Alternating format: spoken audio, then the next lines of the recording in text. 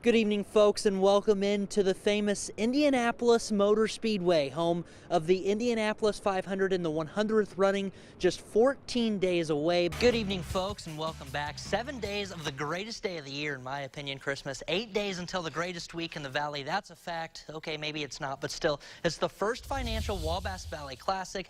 8 days of Classic here on NBC2. That's what we're calling it on the first day of Classic. The first game will be, it's Robinson and Terre Haute North. I'm done singing, I promise. It's a rare sight. I've got the sunglasses on instead of a raincoat. Beautiful weather here in North Davies. That's my first stop of the night. Like you said, a very scary moment for sure. He's a class act and deeply loved, not just in that organization there at ISU, but all around the community as well. Good evening and welcome back, folks. Happy basketball day in Indiana. Obviously, a big and proud day to be a Hoosier with the rich history here in our state in basketball.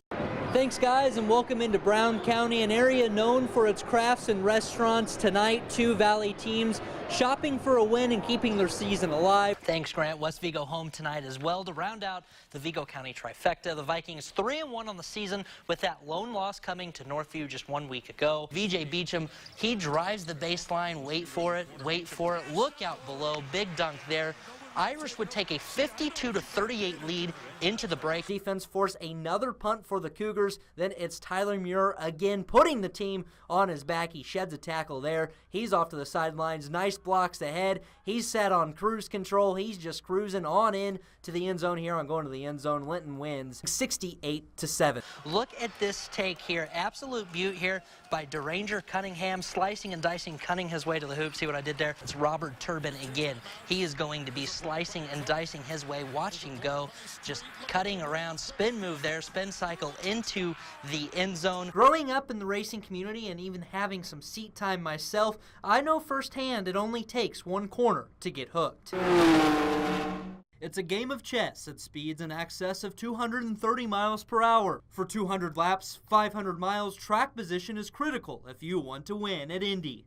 Current position, obviously where you're at comparatively to others on strategy. You have to pay attention to who you're around. Some guys are a little bit safer to race with, some guys aren't so much. One wrong move from one of those other drivers can end a day early. Teams use spotters perched high above to help avoid those disasters.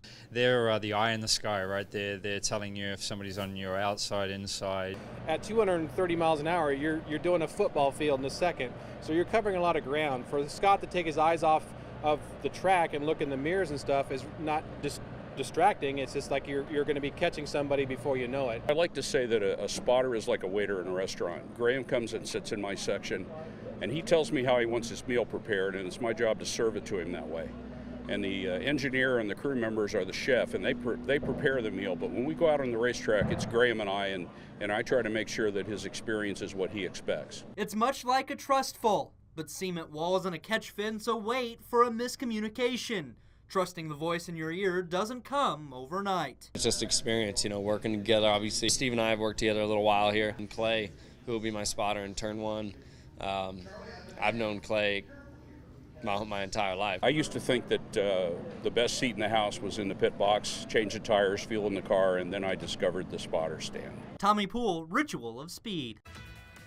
Good evening, and thank you for joining us for WTWO News After the Game. I'm Cody Adams. We're following some scary news out of ISU this evening. The university has confirmed that ISU track and field and cross-country coach John McNichols suffered a stroke this weekend. It's tonight's top story. WTWO Sports' Tommy Poole joins me now with more. Tommy, a really scary situation right now. Yeah, absolutely, Cody. First and foremost, I just want to send my thoughts and prayers to the McNichols family and hoping for a speedy recovery on everybody's behalf here at the station. Now, Coach is currently in critical condition at a hospital in Orlando, Florida. He was down there for the UTFCCCA convention. McNichols just celebrated his 100th championship in 34 seasons here with the Trees. ISU Athletics has released a statement. Now, we'll have more on that in sports. But, Cody, like you said, a very scary moment for sure. He's a class act and deeply loved, not just in that organization there at ISU, but all around the community as well. Absolutely, and our best wishes are with him and his family, as you said. Absolutely.